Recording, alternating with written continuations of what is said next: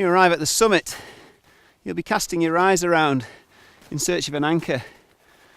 And if you're lucky, you'll find one. And preferably it'll be made out of rock. Sometimes on these windy summits and windy ridges though, there's very little to see, very shallow snow cover and bare turf. And then there really is no substitute for going as far back away as the rope will allow and keep on going.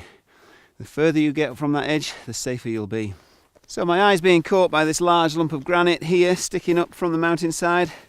And I'm not here with many tools really. I've got me and the rope, so I'm going to try and take a direct belay off it. If I'm going to do that, I need to make sure of its integrity. It's obviously a sizable lump, but sometimes they can just sit in an unbalanced position. So I'm going to have a look at whether I can move it in the direction that it would be moved in. I'm going to give it some hits. I'll be feeling for some vibration and perhaps try and give it a bit of a shove. It's clearly not going to move. It's clearly strong enough for the job. I then need to start checking whether the rope will stay around it. So I'm going to have a look at its base. At the back here, we've got a good undercut shelf. The rope's definitely not going to creep out from under there. And on this side, just a smooth wall.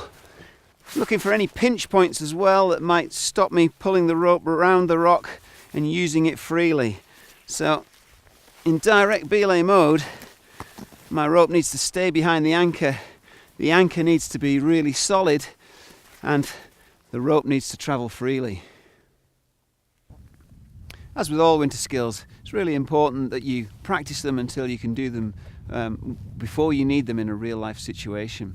And then because of skill fade, it'd be quite important to revisit these skills every now and then just to make sure you remind yourself of the important bits of that process so that you get it right if you need it. Hey, brilliant. Thanks very much. All right. Cheers, matey.